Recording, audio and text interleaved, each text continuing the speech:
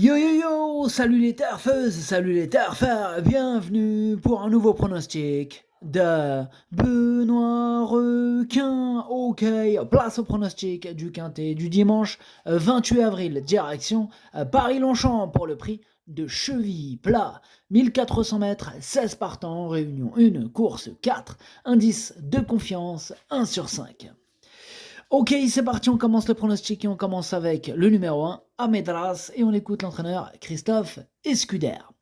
Dernièrement, j'ai été satisfait de sa tentative, nanti d'une grosse valeur, il devait porter du poids et n'a pas pu dominer comme il aime le faire. Néanmoins, il s'est bien défendu. Cette fois, c'est peut-être un lot un peu moins fort et il essaiera d'accrocher une place, mais à cette valeur, sa marge est réduite. Une piste très assouplie serait à son avantage. Ça tombe bien, il a plu. En tout cas, ce numéro 1, moi, il me plaît bien. Je l'ai gardé et je l'ai mis 6ème. On passe au numéro 2, c'est Kendley et on écoute Philippe Sogorb. En dernier lieu, lors de son premier handicap, il avait le désavantage de partir en dehors et malgré cela, il a pu bénéficier d'un parcours favorable avant de très bien terminer. À cette occasion, il a montré sa compétitivité à ce niveau, raison pour laquelle on y revient. Les pluies annoncées pour ce week-end ne seront pas pour le gêner, au contraire, j'en attends une confirmation. Alors, ce numéro 2, c'est tout simplement lui mon préféré, je l'ai bien sûr installé en tête. On passe au numéro 3, Pedrito, et on écoute Henri-Alex Pantal. Il tourne autour de son handicap depuis un bout de temps. On connaît sa compétitivité à ce niveau. Il ne faut pas le juger sur ses plus récentes tentatives. Il est dans un bel état de forme. Il lui faudra par contre espérer un bon parcours car il s'élance en dehors. Effectivement, il a hérité de la stalle numéro 14. En tout cas, moi, ce numéro 3, stalle ou pas, moi, je ne l'ai pas retenu. Mais voilà, c'est quand même lui le chef et le capitaine de ma petite liste des possibles casseurs de tickets repérés. Attention. On passe au numéro 4, Apax, et on écoute Marcus Nige. Sa rentrée a été peu significative car visiblement il a trouvé le terrain trop collant. Maintenant, ça commence à sécher, il pouvait aussi lui manquer un peu de travail, cela l'a avancé, il est monté sur sa course, il est bien, j'y compte pour une bonne performance, je pense qu'il ne sera pas loin de la vérité. Eh bien, ce numéro 4, lui, je l'ai retenu, mais en toute fin de combinaison. On enchaîne avec le numéro 5, Isastep, et on écoute Jérôme Régnier. C'est un coquin et je pense qu'il a tourné autour de sa partenaire en dernier lieu. C'était peut-être aussi un peu long pour lui. On le raccourcit et on lui met les œillères. Il a besoin de rythme et d'être concentré. Le nombre élevé de partants ne me dérange pas du tout. S'il a un numéro pas trop en dehors et un bon parcours, je pense que cela peut bien se passer.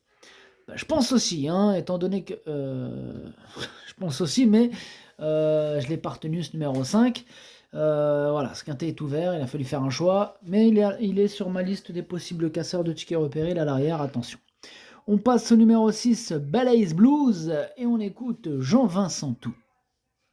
Sa course a été très décevante en dernier lieu, il faut le revoir sur une distance un peu plus longue. Alors, ce numéro 6, lui par contre, je ne l'ai pas retenu.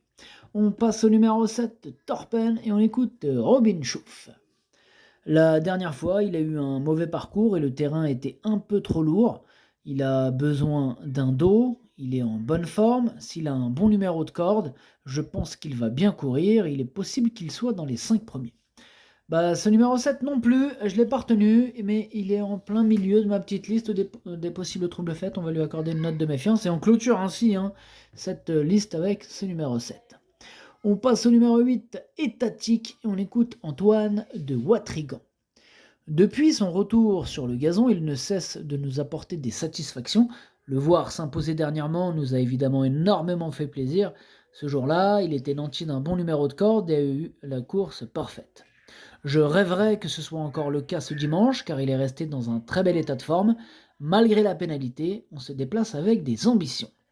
Mais il me plaît beaucoup ce numéro 8, il fait même partie de mes préférés. J'y crois dur comme fer et je l'ai mis deuxième. On passe au numéro 9, Royal Check, et on écoute Michael Delzangle. Il a effectué une rentrée moyenne, mais il aura vraisemblablement progressé sur cette tentative. Il sera aussi mieux sur cette distance de 1400 mètres que sur les 1800 mètres de sa course de rentrée. Il est bien placé à la corde et ne doit pas être négligé pour une place.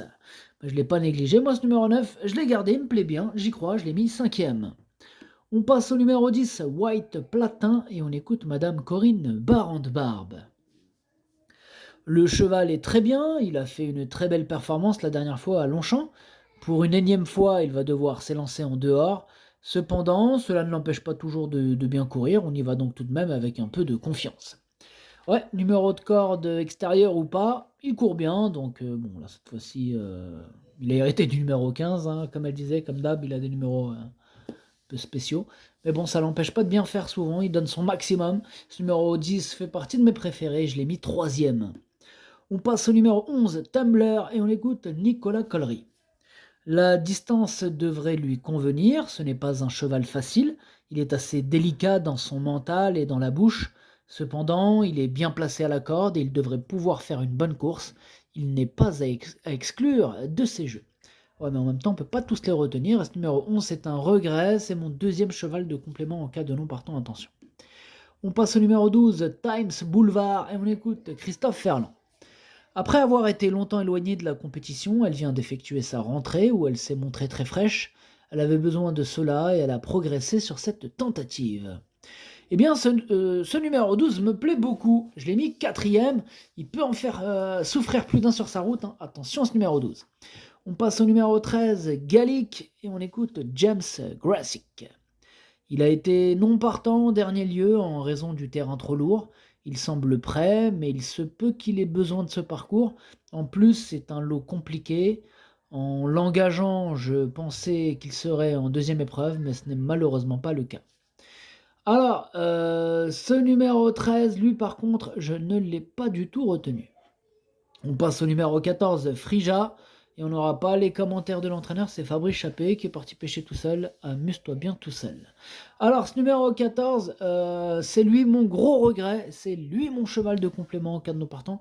Attention, possible cassage en vue. On passe au numéro 15, Estelle du Nignan, et on écoute Charles Guyon.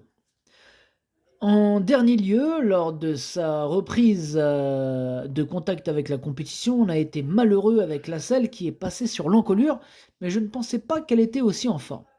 Elle va peut-être manquer un peu, mais elle ne devrait pas être loin de sa meilleure condition.